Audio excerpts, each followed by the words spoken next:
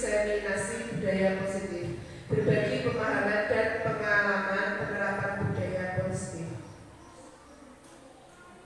Nah, ini foto kita bertiga, ya. Bapak Ibu sudah kenal kami luar dalam. Ya, lanjut next. Salam dan bahagia. Yang terhormat Bapak Kepala Sekolah Bapak Dwi Saputra, yang kami hormati Bapak Ibu Guru yang berbahagia. Pertama-tama marilah kita panjatkan puji syukur kehadirat Allah Subhanahu wa Ta'ala yang telah melimpahkan rahmat dan hidayahnya sehingga pada pagi hari ini kita bisa melaksanakan kegiatan diseminasi penularan budaya positif di sekolah. Salawat serta salam senantiasa kita haturkan kepada beliau Nabi besar Muhammad Sallallahu Alaihi Wasallam yang selalu kita nantikan syafaatnya di yaumil qiyamah nanti. Semoga acara pada pagi hari ini berjalan dengan lancar. Sebelum kita mulai acara pada pagi hari ini, marilah kita buka dengan bacaan basmalah bersama-sama. Bismillahirrahmanirrahim. Terima kasih.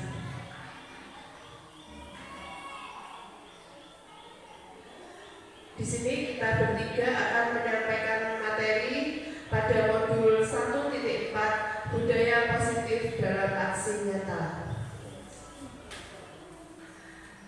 Sebelum acara kami lanjutkan, marilah kita menyanyikan lagu Indonesia Raya dulu agar kita senantiasa cinta tanah air dan menumbuhkan rasa syukur terhadap diri kita sendiri dan kepada negara kita. Pada hadirin kami persilahkan untuk berdiri.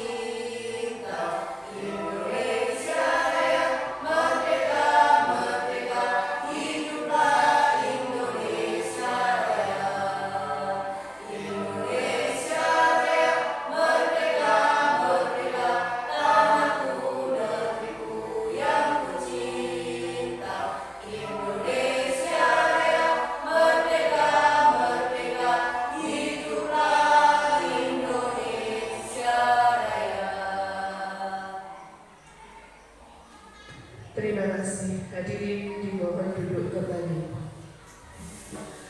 Agenda pada pagi hari ini yaitu pembukaan, yang kedua adalah penyampaian materi, yang ketiga tanya jawab dan umpan balik, yang keempat adalah penutup.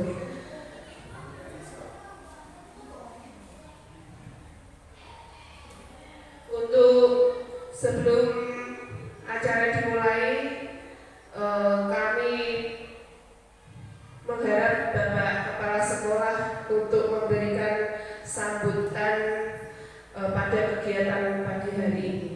Kepada Bapak Dwi Saputra kami persilahkan.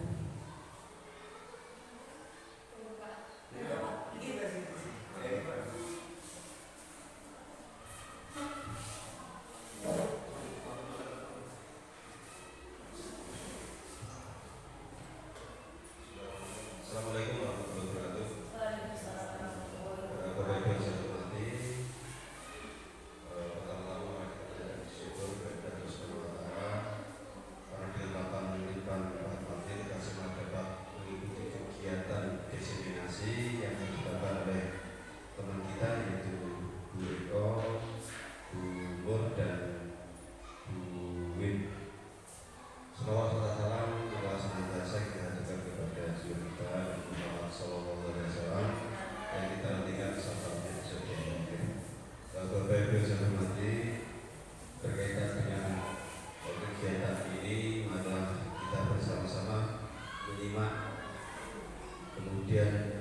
nanti dengan semua bisa ikut menyumbangkan ide, pikiran ataupun hal-hal yang memang perlu jenengan sampaikan agar nantinya diseminasi ini dapat diimplementasikan dengan baik oleh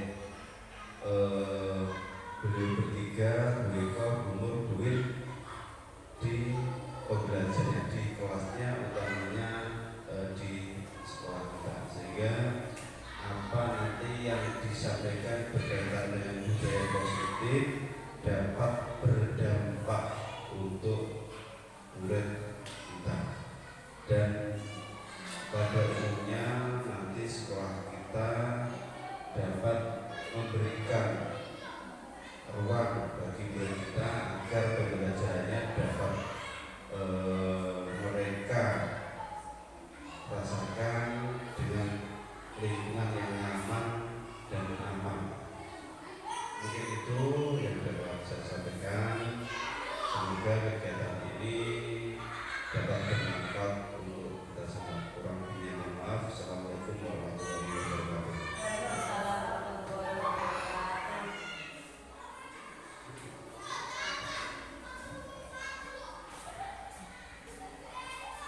Terima kasih kepada Bapak Dwi Saputra atas dukungan, atas masukannya untuk kami bertiga. Semoga kita bertiga dan semua guru di sekolah ini bisa melaksanakan kegiatan budaya positif ini dengan baik. Selanjutnya penyampaian materi yang kedua akan disampaikan oleh Bu Purniwati. Waktu dan tempat kami persilakan.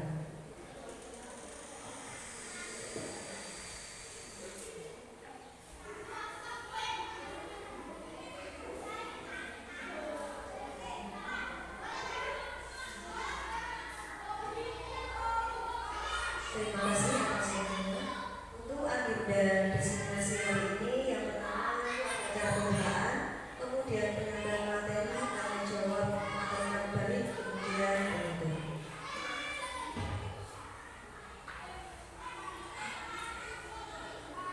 Pertanyaan komen. Bapak Ibu Guru, apakah Anda setuju atau tidak dengan pernyataan ini?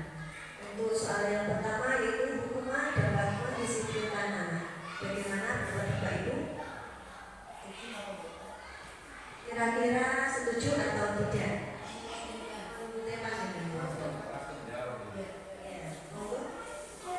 Assalamualaikum warahmatullahi wabarakatuh. Waalaikumsalam warahmatullahi Untuk wabarakatuh. pertanyaan mantik yang pertama, hukuman dapat mendisiplinkan anak. Kalau menurut saya tidak. Alasannya kenapa Pak? Alasannya karena hukuman hanya akan memberikan efek jerah, tapi tidak bisa memberikan disiplin yang timbul dari diri anak itu sendiri.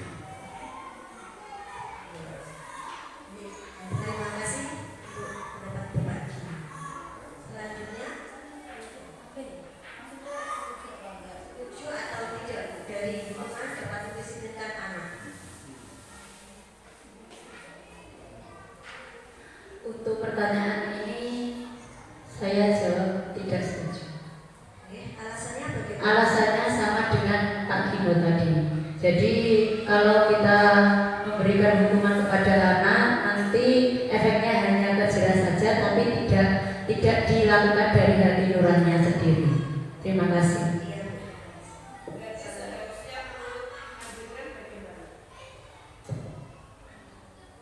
Menurut saya, jadi kalau misalnya kan saya tidak setuju dengan hukuman, berarti kita melakukan pendekatan terhadap anak. Jika anak melakukan kesalahan atau belum paham tentang sesuatu, seperti itu. Terima kasih. Melakukan pendekatan terhadap anak tersebut. Oh iya. Terima kasih Bu. Mungkin yang selanjutnya, Jun. Terima kasih. Ya. Ini yang pertama, yang hukuman dapat mendisiplinkan anak. Pertanyaannya, apakah Anda setuju atau tidak? Saya tidak setuju. karena kalau misalnya anak itu pada waktu itu melakukan kesalahan dihukum, ya hanya pada waktu itu saja, untuk besoknya juga akan diulangi lagi.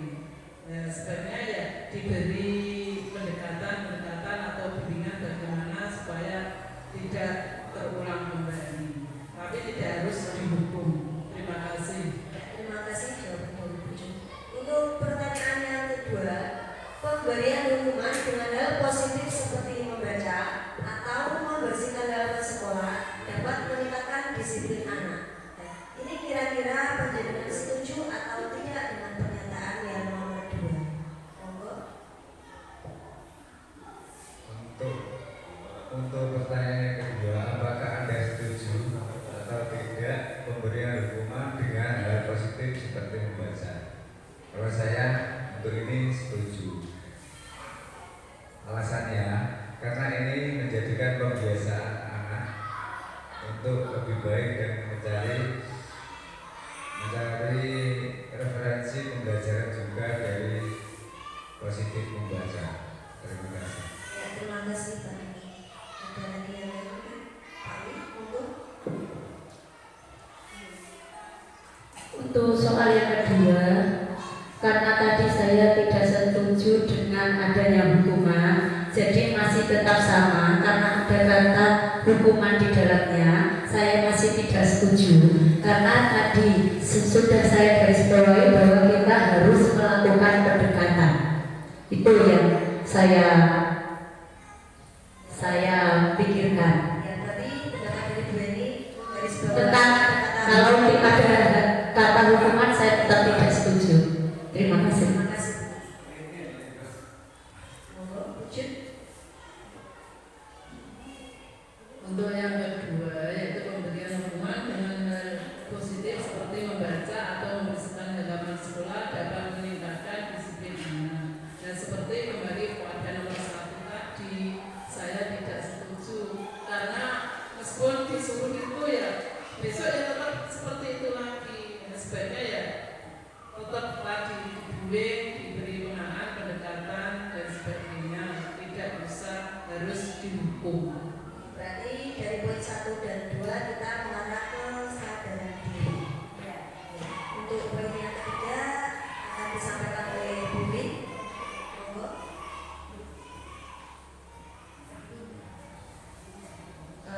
Izin menambahi Bapak Ibu, tadi dari pertanyaan 1 dan 2, nomor 1 hukuman dapat mendisiplinkan anak. Ya, saya setuju dengan panjenengan. Hukuman itu belum tentu dapat mendisiplinkan anak.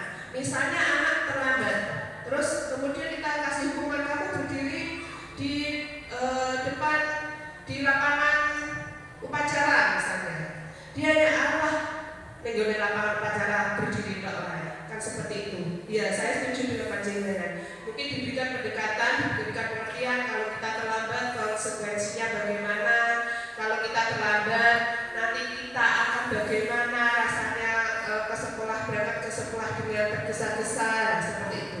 Untuk yang kedua, tadi kalau Pak Gino setuju ya Pak Gino, pemberian hukuman dengan hal positif seperti membaca. Kalau Bu Rini dan Bu Jun tidak setuju. Kalau menurut saya pemberian hukuman dengan hal positif seperti membaca ini kembali lagi tergantung penilaian kita sebagai guru bagaimana. Kalau saya hal positif seperti membaca ada manfaatnya. Anak akan terbiasa ketika dia melakukan kesalahan, kita berikan hukuman atau sanksi seperti membaca. Kalau diambil sisi positifnya, yaitu dia akan terbiasa untuk berliterasi. Dia akan misalnya anak tersebut belum bisa lancar membaca, mungkin dengan hukuman tersebut dia akan terbiasa untuk lancar membaca. Untuk anak yang terlambat tetapi dia sudah lancar membaca, mungkin juga anak tersebut bisa menambah kosakata dari bacaan yang dia baca tersebut, kemudian dia bisa belajar memahami sebuah cerita. Nah, kita ambil sisi positifnya saja. Kalau menurut saya seperti itu.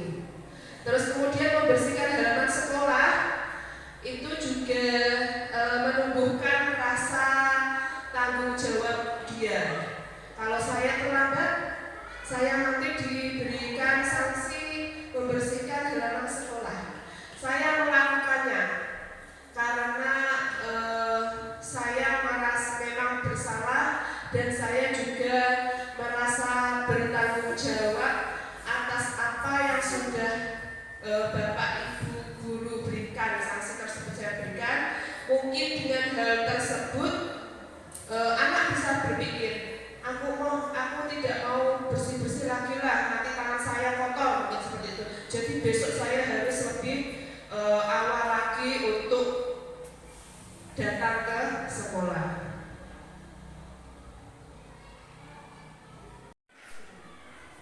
Ya. Menurut saya seperti itu. Terima kasih atas pendapat Bapak Ibu guru. Nah, namanya pendapat itu kan tidak ada yang salah, ya. Karena pendapat itu pikiran kita masing-masing. Kita menangkap perbuatan tersebut itu kita harus bagaimana? Kan kita punya pendapat sendiri-sendiri. Jadi tidak ada yang salah di sini karena kita mempunyai pendapat sendiri. Mungkin kita juga nantinya kalau kita punya pendapat sendiri pastinya kita punya solusi yang berbeda juga seperti itu. Terima kasih atas waktunya. Untuk pertanyaan matematik yang ketiga akan disampaikan oleh Bu Winarti. Waktu dan tempat kami persilahkan.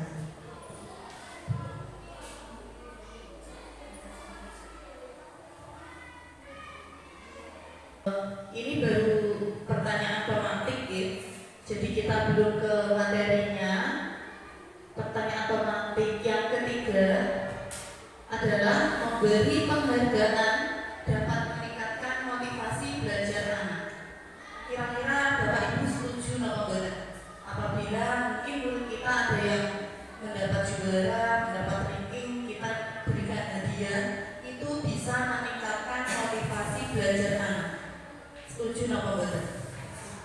Saya minta pendapatnya dari Buju.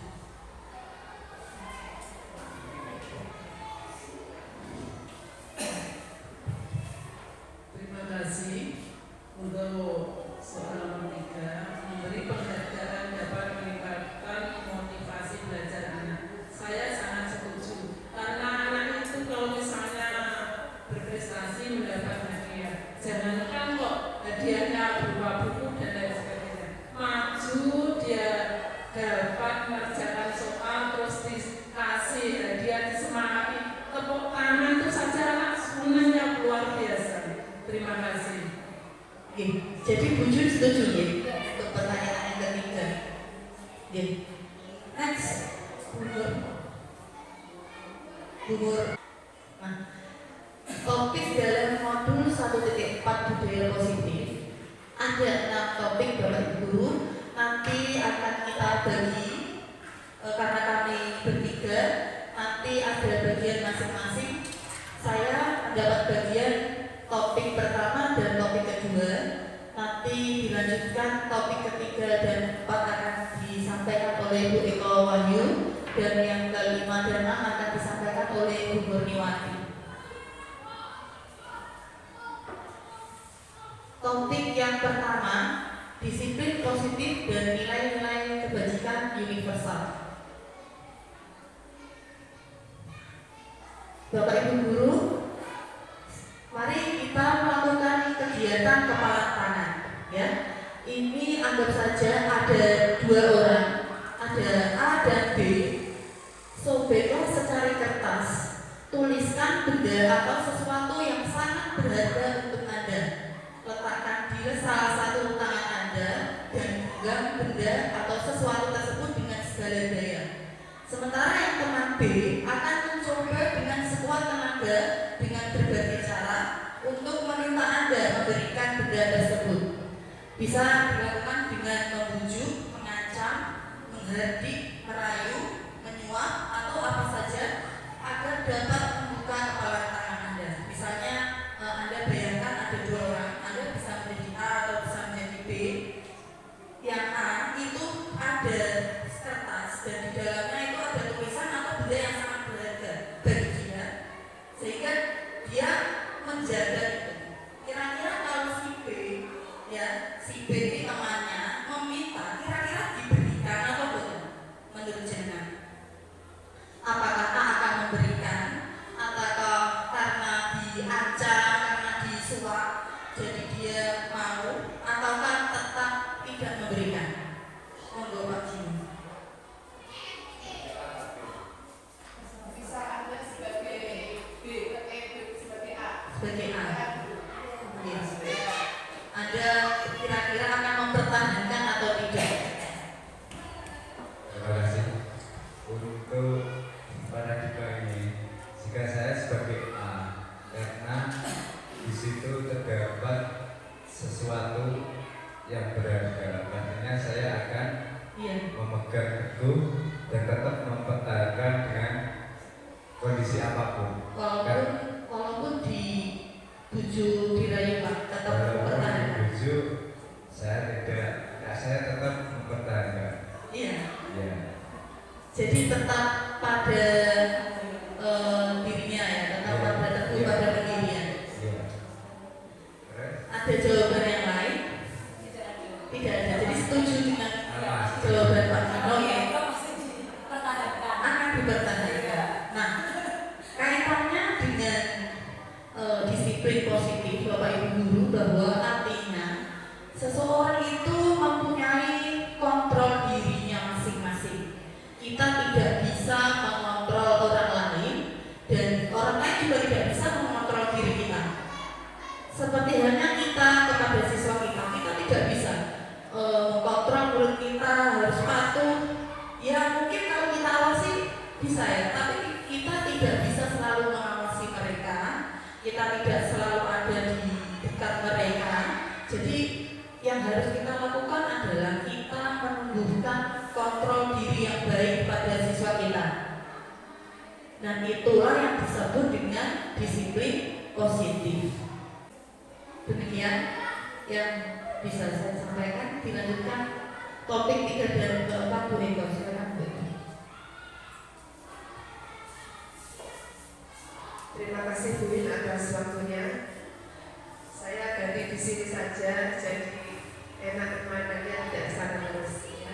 Sekarang saya di sini akan menyampaikan topik 3 dan topik keempat.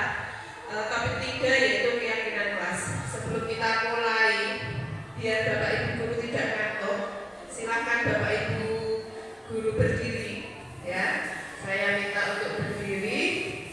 Kemudian panjenengan bisa berhadapan dengan teman sebelahnya, berarti bujuk sama Bu Dewi, Pak Warkawi dengan Pak Leono, Pak Wiwit, Pak Dwi Saputra dengan Bu Winarti, ya.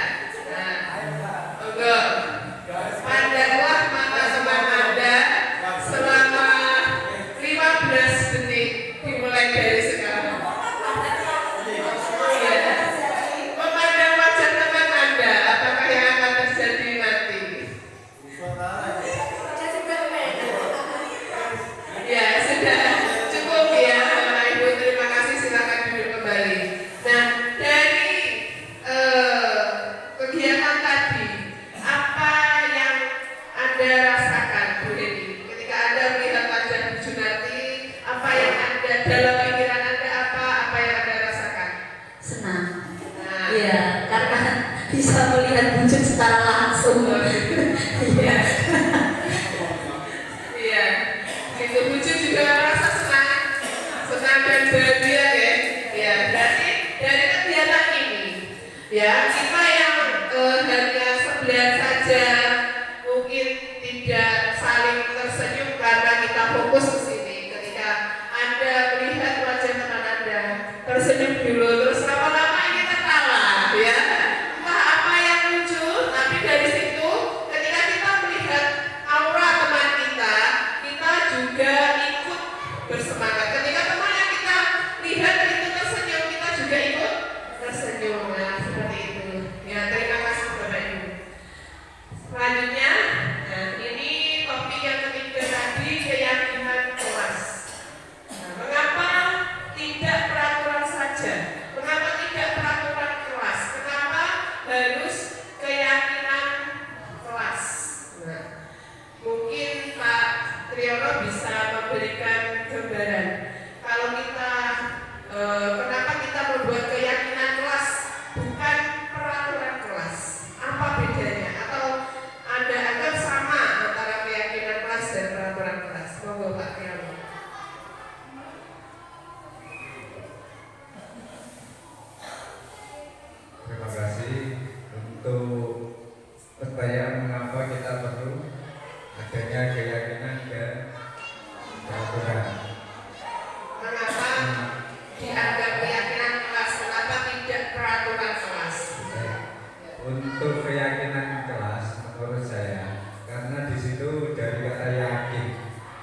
nantinya perencanaan akan menimbulkan hasil. Kalau peraturan mungkin masih bersifat bisa terlambat. Kalau keyakinan berarti pasti yakin dari perencanaan itu menghasilkan hasil. Seperti itu ya. Terima kasih atas jawabannya. Dari jawaban Kak Gino kita lihat dulu pertanyaan yang pertama. Kenapa kita harus menggunakan helm saat berkendara naik roda 2? Kenapa harus menggunakan helm?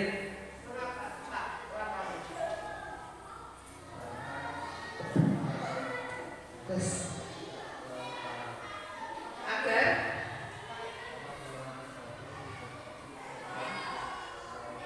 apabila nanti kita terjatuh dari motor, kepala kita akan aman atau tidak terlalu parah. Bagaimana menurut jenengan? Mengapa harus pakai helm saat berkendara?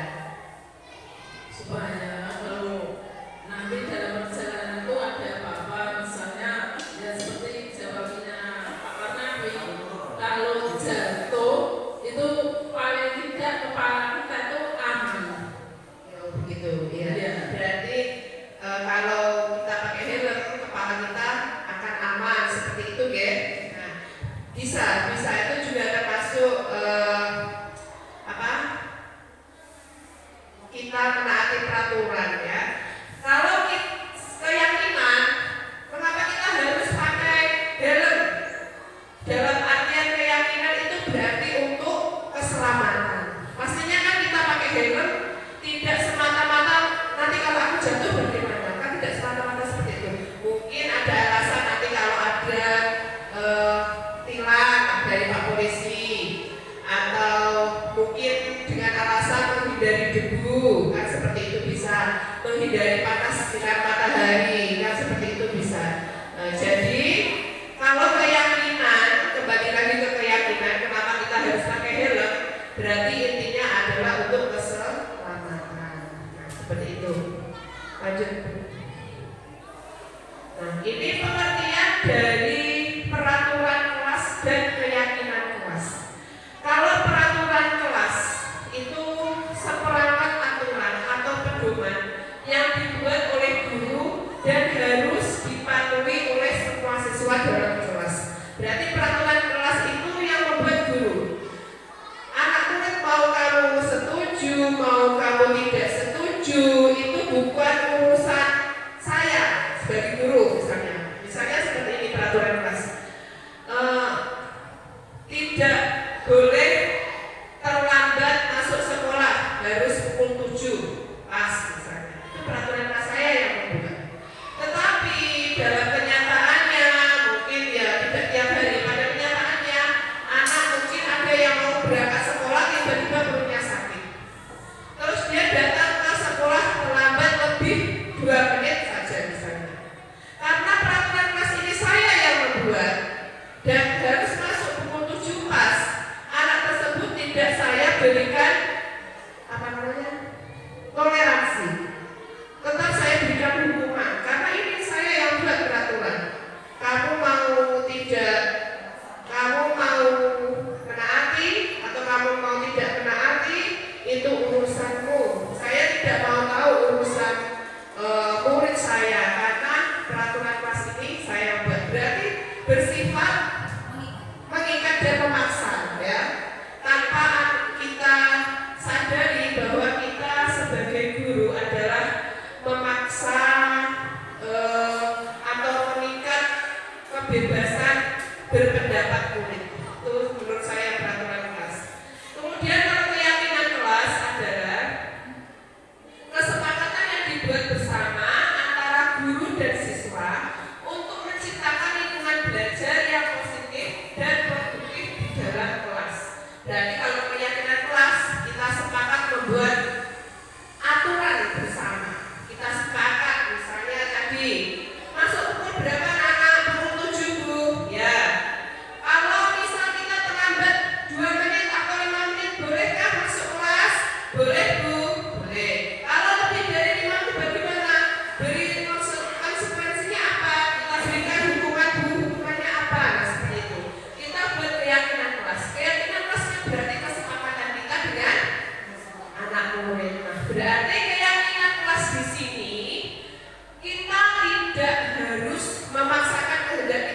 sebagai guru. Tetapi kita juga belajar menghargai pendapat anak, apa yang diinginkan oleh anak. Karena sekolah itu tidak melulu kamu harus takut sama Bapak Ibu guru, tetapi juga Bapak Ibu guru belajar dengan banyak karakter siswa di kelas bahkan di sekolah. Karena sebenarnya di sekolah itu bukan, kalau murid itu mungkin belajar kebanyakan akademik, tetapi kalau guru itu banyak belajar dari murid tentang kesabaran, kemudian memutuskan sebuah masalah, mencari solusi ketika anak-anak melakukan kesalahan. Nah, berarti itu sebenarnya kita yang banyak belajar dari mereka. Sampaikan oleh Bu Purniwati. Waktu dan tempat kami persilahkan.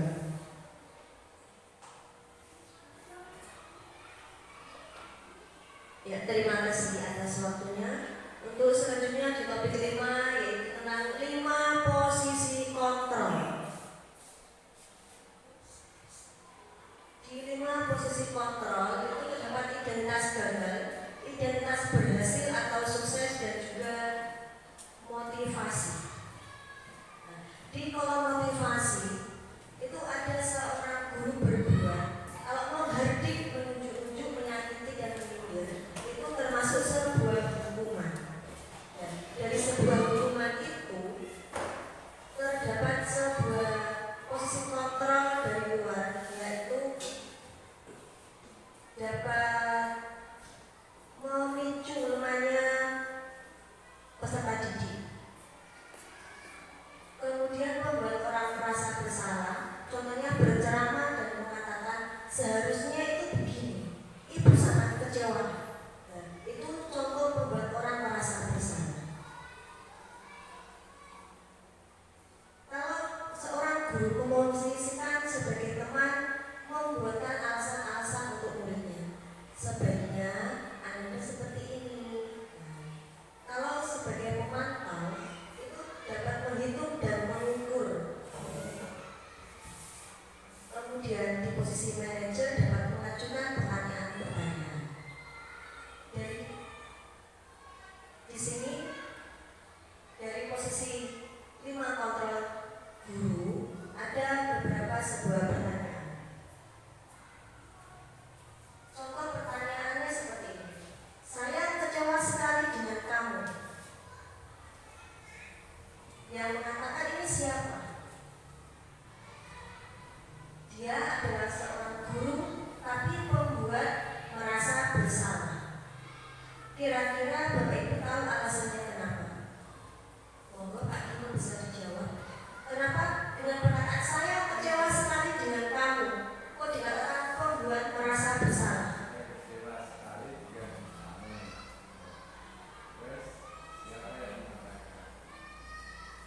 Itu posisinya guru sebagai pembuat merasa bersalah. Kalau menurut Pak Ibu, mengapa dikatakan seorang guru pembuat merasa bersalah?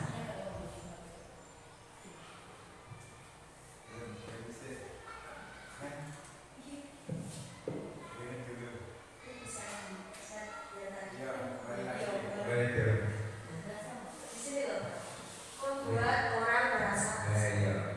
Identitas gagal. Guru berbuat berceramah mengatakan saya seperti ini. Ya. Terus Di kolom pertanyaan, saya kecewa sekali dengan kamu. Nah, ini guru mengatakan kepada anak. Iya. Jawabannya, guru sebagai pembuat merasa bersalah. Kira-kira kalau menurut Pak Gino, itu setuju atau ya tidak? setuju.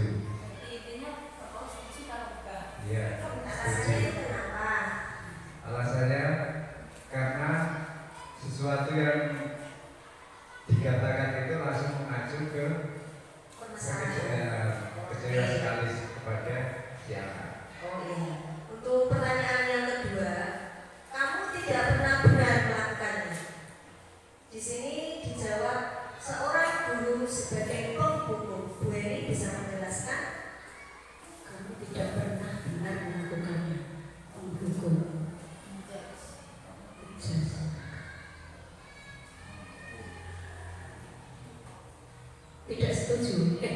Setuju. Setuju ya. Ya, alasannya Iya. apa Bu? Ya termasuk tadi mengejar anak, padahal kan belum tentu seperti itu. Iya. Iya. Terima kasih jawabannya. Iya, terima kasih. Untuk pertanyaan yang ketiga, ayolah lakukan demi ibu bapak. Ini tuh ibu guru berkata kepada murid.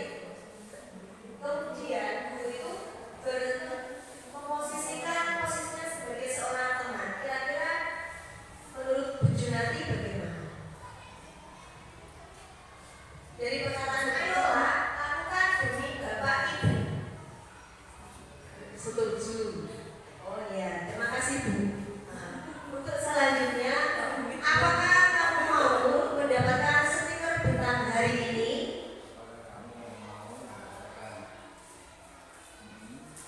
Nah, ini berarti guru memposisikan sebagai pemantau. Setuju. Ya. Iya.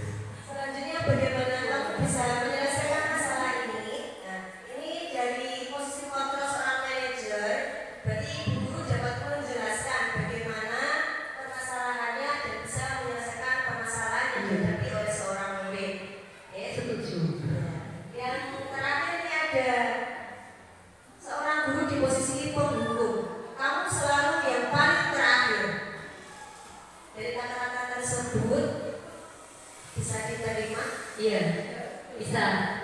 Berarti menghukum betul. Kita memposisikan guru sebagai penghukum.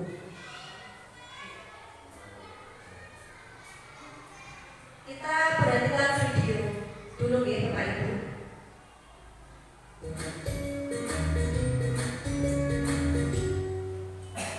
Salam bahagia Ibu dan Bapak Guru hebat. Dalam penerapan disiplin positif restitusi, salah satu program yang dikembangkan adalah 5 posisi kontrol. 5 posisi kontrol dalam restitusi adalah proses perjalanan seorang pendidik agar dapat mengenali dirinya. Pada video kali ini, kita akan membahas tentang 5 posisi kontrol yang dikembangkan oleh Diane Dawson dan contoh penerapannya.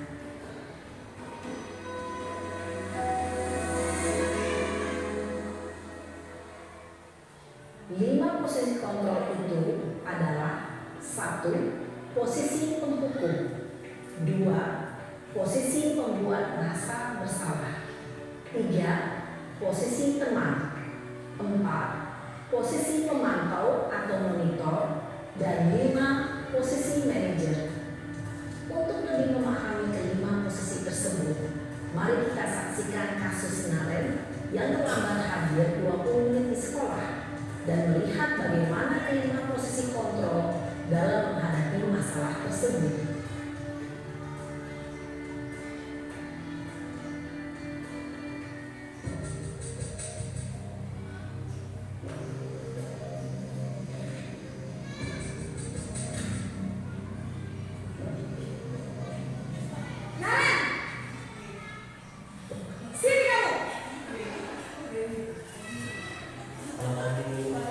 Selalu terlambat. Kamu deh pasti terlambat. Maaf Bu, saya Apa? Apa coba? Alasan kamu apa lagi? Kapan sih kamu tidak terlambat? Malas sekali ya kamu jadi anak. saya Dasar pemalas. Gak kapok-kapok sih kamu. Sudah berapa kali terlambat? Sana, kamu keliling lapangan basket 2 kali. kenapa saya harus keliling lapangan basket Bu? Kenapa? Kamu melawan ibu. Berani-beraninya jawab. Sudah terlambat, masih berani jawab pula. Sekarang, keliling lapangan basket 5 kali sekalian. Biar kapok. Cepat. Pergi sana ke lapangan basket. Itu tadi contoh Posisi penghukum biasanya berbicara dengan nada tinggi, menghardik, menunjuk-nunjuk, menyakiti, dan menyindir. Hukuman bisa berupa fisik maupun psikis. Ibu dan Bapak Guru hebat, dampak yang terjadi pada murid ketika guru berada pada posisi penghukum adalah murid cenderung akan memberontak, bahkan menyimpan dendam.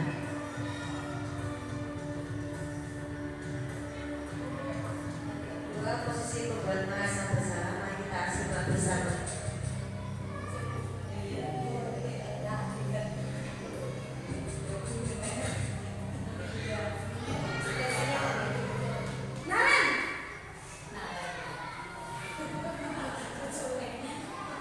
Selamat pagi, Bu. Naren, kamu kenapa terlambat lagi, nak? Ya Tuhan, Naren, kamu senang ya bikin ibu susah ya? Kalau kamu terlambat lagi, nanti ibu yang ditegur bapak kepala sekolah, nak. Disangka ibu tidak bisa membina kamu. Duh, gimana ini? Maaf, Bu. Duh, Gusti Naren, kamu suka ya kalau ibu tegur bapak kepala sekolah? Terus, sekarang ibu harus tulis apa ini di buku absen? Ini kamu sudah sering terlambat loh. Ibu harus apa coba? Maaf, Bu. Maaf sekali. Ya sudah, lain kali jangan bikin ibu susah lagi anak ya. Ibu tidak akan kuat lagi kalau kamu begini terus. Bisa jantung lagi kalau ibu tegur bapak kepala sekolah. Sana cepat kelas. Maaf ya, Bu. Maaf sekali. Posisi pembuat rasa bersalah berbicara dengan nada tenang, cenderung lembut. Namun kata-kata yang diutarakan membuat murid merasa menjadi orang yang gagal, memandang buruk dirinya sendiri, merasa tidak berharga, dan tidak sanggup membahagiakan orang lain. Ketika guru mengambil posisi pembuat rasa bersalah, murid akan menganggap dirinya yang bersalah dan ia akan menyimpan emosi negatif tersebut di dalam dirinya. Ketiga, posisi teman.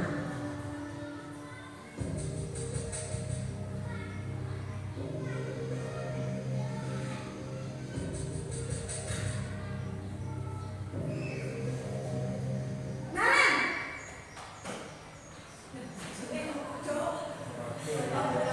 Selamat pagi, Bu. wah, sudah jam berapa ini, nak? Terlambat lagi ya sayang. Iya, Bu.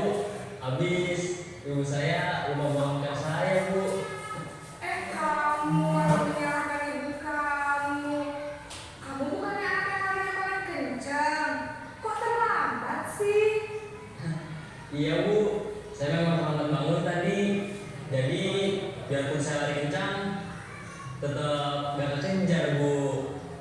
Ya sudah sana, nanti lain kali larinya lebih kencang lagi ya, biar gak terlambat lagi.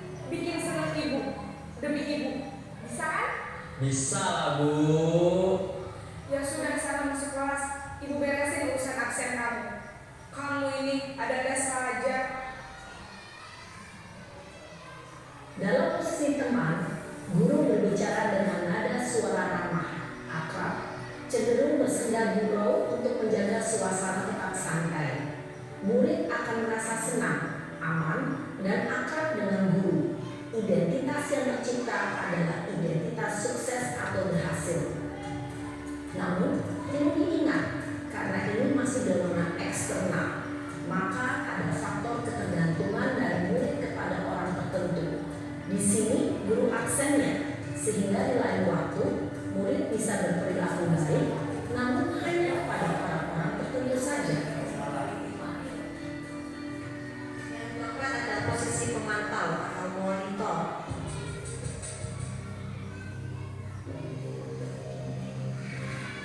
Tunjuknya nanti masih sama, Bu. Tunjuknya nanti masih sama. Naren,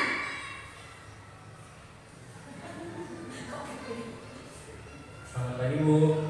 Naren, apa peraturan sekolah kita tentang jam berapa kita harus masuk sekolah, nak? Kita harus di sekolah jam 7, Bu. Iya betul, sekarang sudah jam 7.20. Naren sudah tahu konsekuensinya jika terlambat hadir. Paham, Bu. Saya harus tinggal kelas pas jam istirahat selama 20 menit. Iya benar, konsekuensinya demikian. Jadi nanti jam 9.30 pas istirahat,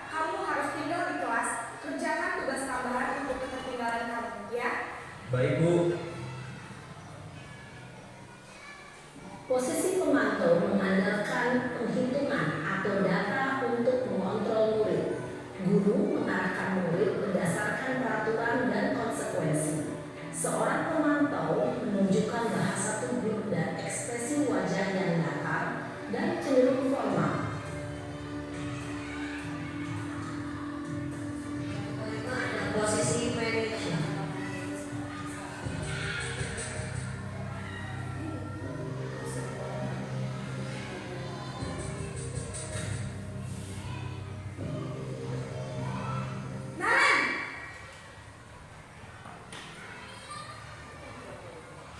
Selamat pagi Bu.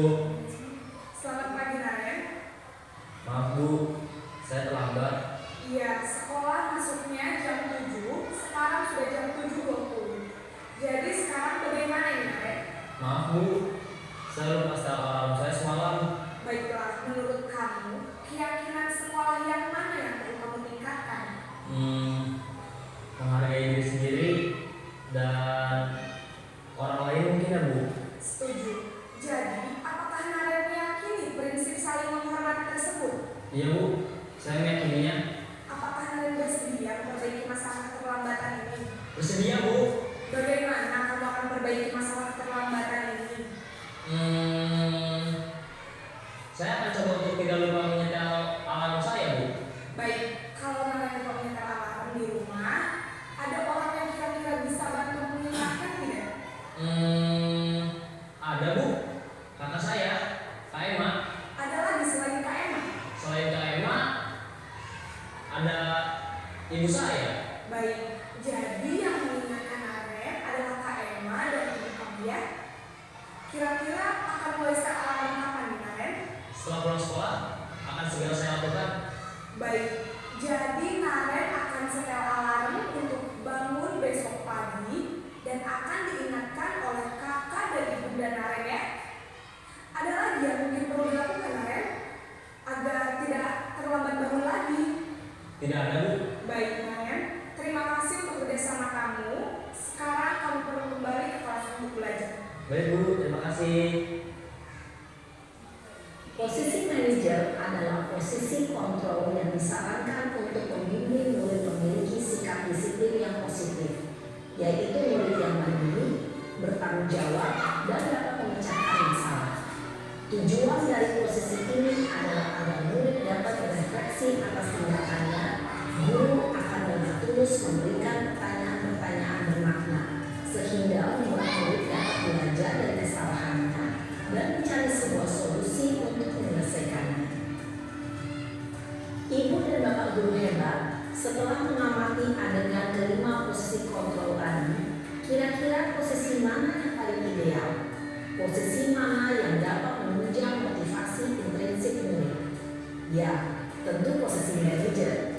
Posisi ini memang posisi ideal yang ingin dituju setiap pemerintah. Pada posisi inilah, guru dapat menerapkan disiplin positif yang berpihak pada murid, yang memerdekakan murid. Perjalanan seorang pendidik tentunya tidak mudah untuk sampai pada posisi seorang manajer. Namun, tujuan kita pasti, yaitu menciptakan murid-murid yang mandiri, merdeka, dan bertanggung jawab. Semoga penggambaran 5 posisi kontrol yang telah diperlihatkan ini dapat menjadi ajang refleksi bagi kita semua, agar dapat terus mengasah dan menerapkan disiplin positif yang memerdekakan murid. Mari terus berlatih dan bersemangat. Selamat menerapkan. Salam dan bahagia Ibu dan Bapak guru hebat.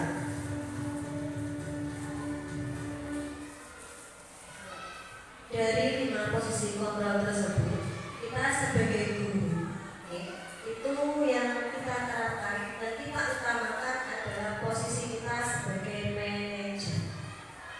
Dari video tadi, apakah Bapak Ibu sudah ada gambaran untuk dalam kita selanjutnya posisi apakah yang paling tepat untuk kita terapkan terhadap anak didik kita? Menurut Pak Dino bagaimana?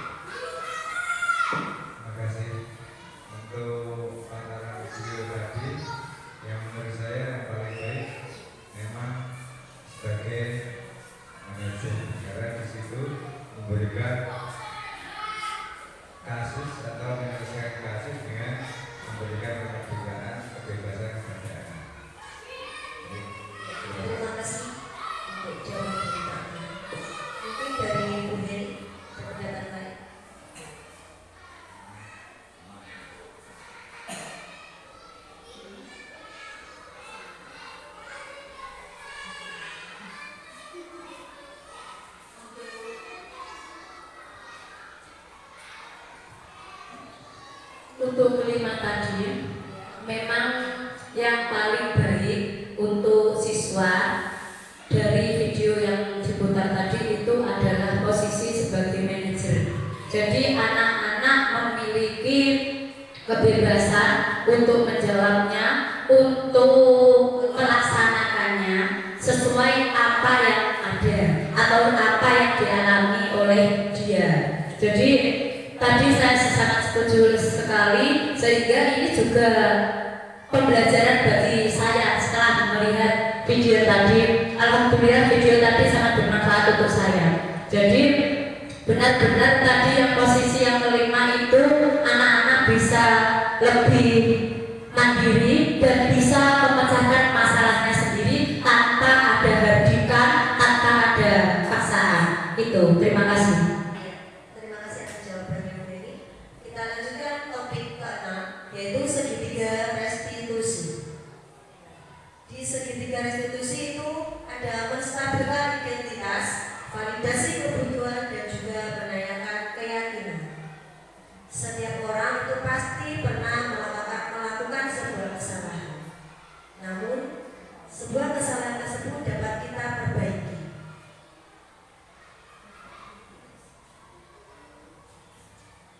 Di menstabilkan identitas, untuk membuat anak yang merasa gagal karena berbuat salah menjadi positif terhadap dirinya. Ini guru berkata, berbuat salah itu hal yang manusiawi, tidak ada manusia yang sempurna.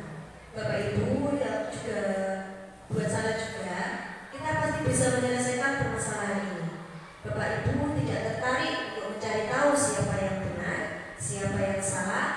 Bapak Ibu juga lebih tertarik untuk menyelesaikan masalah. Kalau kamu menyalahkan dirimu sendiri terus-menerus, apakah kamu bersikap baik pada dirimu sendiri?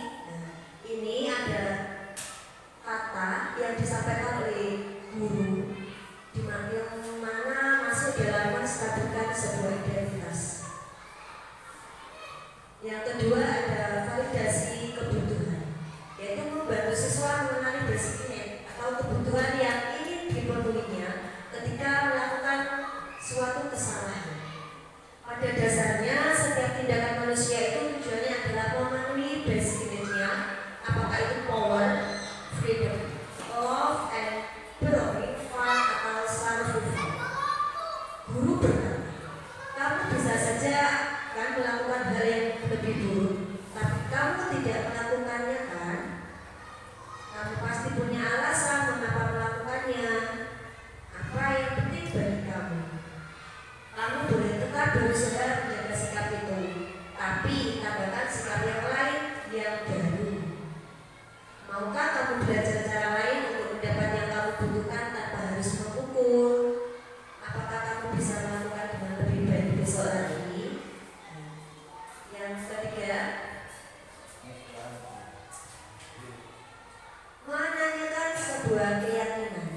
Anak itu melihat kesalahannya dihubungkan dengan norma sosial dan nilai-nilai yang mendasari manusia berinteraksi dengan orang lain. Dengan guru berkata, apa nilai yang kita percaya di kelas atau di sekolah kita? Nilai-nilai universal apa yang telah kita sepakati? Kelas yang ideal itu seperti apa sih? Kamu ingin jadi anak seperti apa? Apa yang kamu rasakan ketika kamu melakukan itu? Kamu menjadi orang yang seperti apa? Contoh kasus, Doni adalah murid kelas 6 SD Bujasera. Dia sering tidak mengerjakan tugas dari Bu Yuni, wali kelasnya. Bu Yuni itu kadang merasa jengkel karena alasan yang dilontarkan oleh Doni. Dari kasus ini, itu dapat kita terapkan segitiga restitusi untuk menangani sebuah masalah tersebut supaya tercapai apa yang diinginkan seorang murid. Nah, kira-kira langkah pertama apa yang dapat kita buat menurut Bu ini? Kita sesuaikan dengan 5 posisi kontrol tadi. Contoh kasusnya Contoh kasusnya tadi Doni tidak mengerjakan tugas. kita harus tahu terlebih dahulu apa alasan doni sebenarnya. Itu yang pertama. Lalu anak ditanyakan agar diberikan ruang agar anak itu bisa untuk memecahkan masalahnya sendiri dan nanti bisa disepakati oleh dirinya sendiri. Itu sesuai dengan posisi yang kelima tadi, Bu. Gitu. Kita sebagai manajer. Iya. Jadi perlu ditanyakan alasannya terlebih dahulu, baru nanti bisa untuk dia menyelesaikan masalahnya. Iya. Memang betul seperti itu. Untuk Pak Dwi Saputra, mungkin ada jawaban lain dari kasusnya Doni, Pak.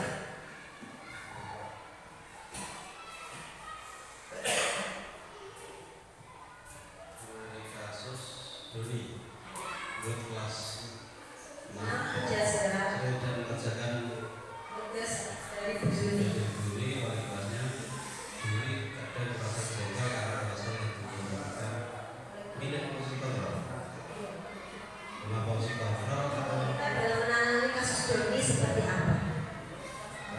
dalam kasus ini tentunya berkaitan dengan teknik yang digunakan di tentang segitiga restitusi.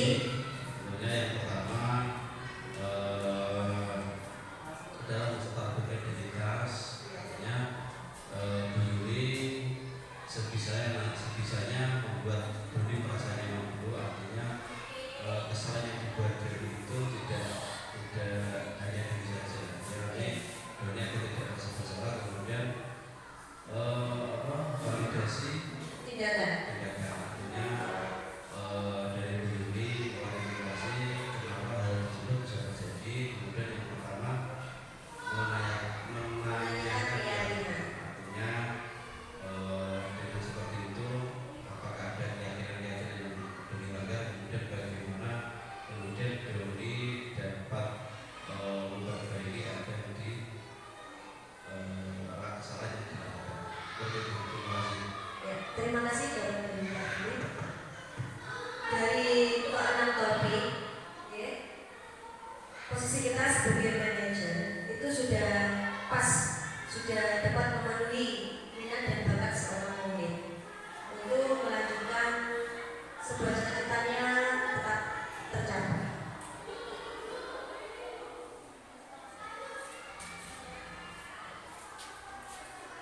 Terima kasih.